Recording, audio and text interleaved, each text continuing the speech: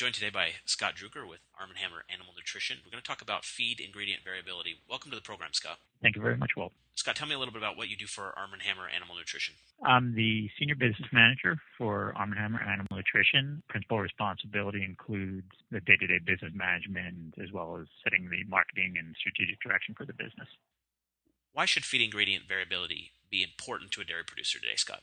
Well, there's probably a couple of reasons, but the one that pops to my mind most immediately is the fact that we're asking more and more of cows today than we ever have. If you think about it, and dairy producers and nutritionists have done a tremendous job over the years, really kind of pushing production for cows in both, volume and components. You think about where we are right now, the nutritional needs of a cow are getting really even more demanding, which I think really puts a pressure on making sure that on a day in, day out basis, we're providing the essential nutritional ingredients to the cow in order for her to be able to produce at the level that's expected and needed. So when you look at then the variability, and why is that important? If you're uncertain on a day-to-day basis, if you're delivering the nutritional needs of the cow because of variable inputs, obviously that's going to result directly in variable outputs. What are the most common challenges that come from variability, and how do they impact a dairy producer? Obviously, there's a lot of variability on the dairy from management and weather and other conditions.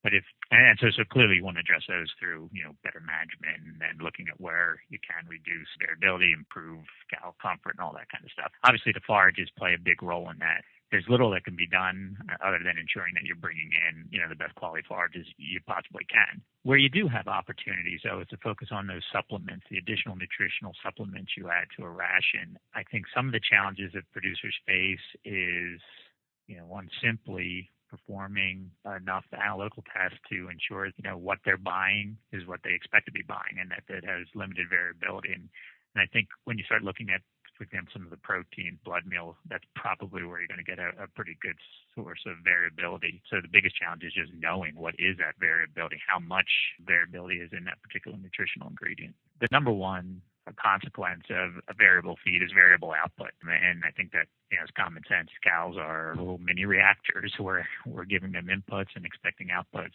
milk, protein, fat.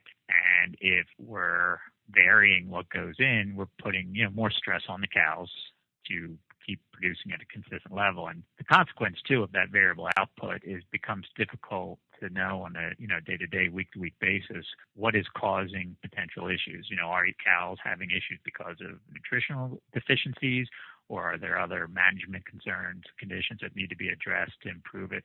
So that to the extent that you can ensure the best you can take out the variability, the nutritional variability component, at least now you could start looking at where are there other rooms for improvement on my dairy to help get to the production levels that they want to be at. How do you counsel a producer who suspects that they have a variability problem? Our approach is first, you don't want to just assume what is written on paper is what you're always getting. It's important to put a program in place on some critical ingredients, to do sampling and analysis to get a sense of what is the variability of what you're buying. Obviously, the other thing that, from our perspective, nutritional supplement supplier into the industry, we certainly counsel, deal with good quality suppliers, buy products that have good quality controls behind them. So in many ways, the very nature of our products, we take the onus off the producer because we do a lot of the sampling and can provide a very consistent product, as well as other good quality suppliers do the same as well. Scott, do you have a memorable experience of helping a producer overcome variability you'd like to share?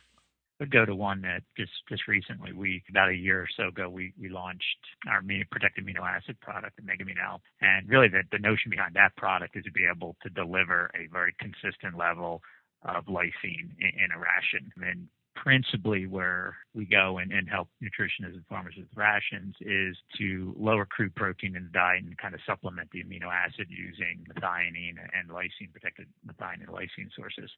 I was just at a farm last week talking to a producer who's been on that kind of amino acid balance program diet, and he was commenting how he used to use blood meal. He took blood meal down quite a bit and supplemented it with protected amino acids, one of ours, and then another protected amino acid from a different company as well to get the methionine and lysine at the right level. He said for the past year, year and a half, he's just seen absolute consistency in terms of production, components, and milk production, and he really attributes that to kind of changing his thought process and replacing the variable blood meal. Again, he thought he was buying a very high quality, consistent blood meal at the time, but going to these kind of precision feeding of amino acids has really resulted in very consistent production. And his comment to me last week was, I don't care what the price of blood meal will go to, I'm never going back. Thanks for your time today, Scott. It was interesting to learn about the impacts of variability, and hopefully producers will be able to hone in on areas in their ration or nutrient program that may need this kind of focus. Oh, my pleasure. Thank you very much for your time.